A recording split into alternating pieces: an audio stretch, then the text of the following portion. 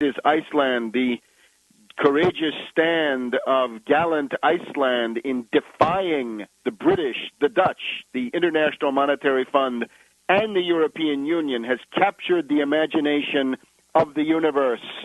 And in particular, I want to call people's attention, in the past couple of days, you've had Birgitte Jonsdottir, or Jonesdottir, as it seems to be written from the English phonetics, appearing on the INN World Report with Lenny Charles, on Alex Jones, and also in the Max Kaiser Report on Russia Today. So Birgitte Jonsdottir emerging rapidly as an important spokesperson for this battle worldwide, because this is something that can teach a lesson to Americans, to people from Peru, to Indonesia, to the Philippines, to Nigeria, South Africa, any place there's a debt burden, a debt yoke, Iceland is showing the way. So we want to go quickly now to our correspondent in Reykjavik, and that's Þórarinn Einarsson.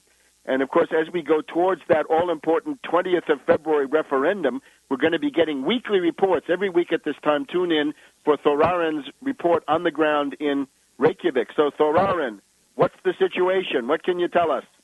Yes, hi, Webster. The last week we had a surprisingly very positive coverage in the mainstream media, the foreign media. And we've seen articles where many were very sympathetic to the Icelandic cause, and they saw how it was unjust that Iceland should pay these huge amounts. And this has been very embarrassing also for the Icelandic government,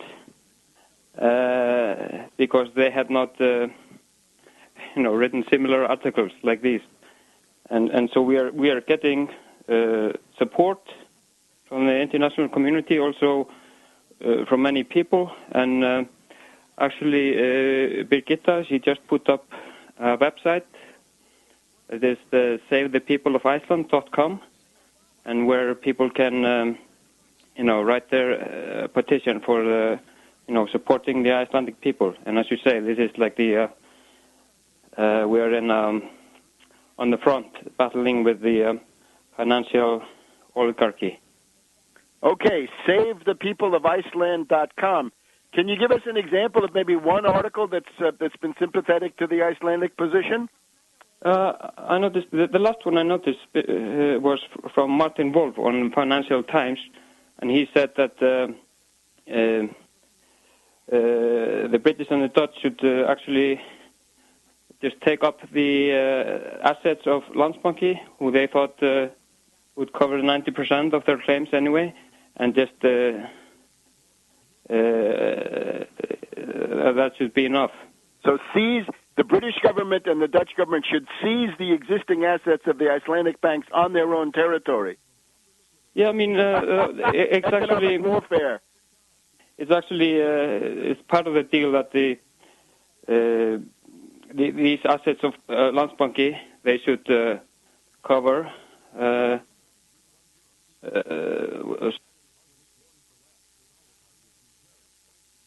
It sounds like we've lost. We think that the assets, they are totally overestimated. These are kind of junk loans, and but of course the figure is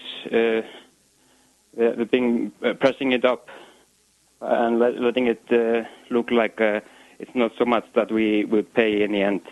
Okay. The assets of enough of the financial times. Let's now go to the streets of Reykjavik and the Icelandic people. What does that campaign look like? What's the situation on the ground directly?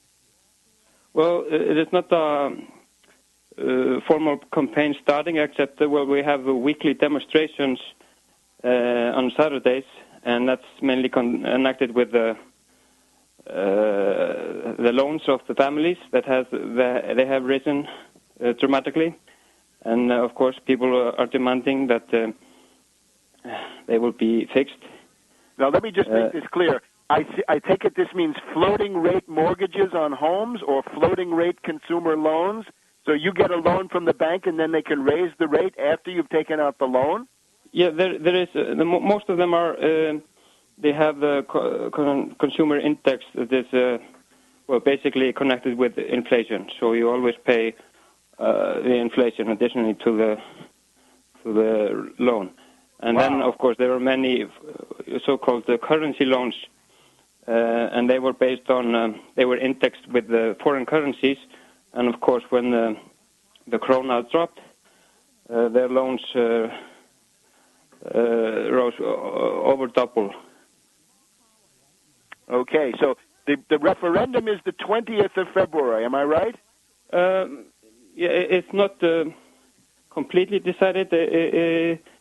It's also said 27th or even at latest in, I think, early March, 6th of March, something like that. But it's many politicians here in Iceland, they have stated that we should call it off, try to get a better deal and avoid having the referendum. But even some in the opposition. But of course the people would really like to have this referendum and just say their no, and we are hoping that we have a big no.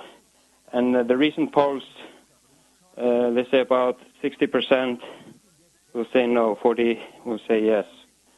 And I'm really hoping that we will have a larger margin on the no. Absolutely. And remember, the track record is France, Netherlands, Ireland, and other places. Whenever this finance, Eurocrat, Eurogarch stuff has been put up to a referendum, they lose. So there's a very good chance that this can lose. Mm-hmm. Yeah, even the Prime Minister is hopeful that in the end the people will say yes.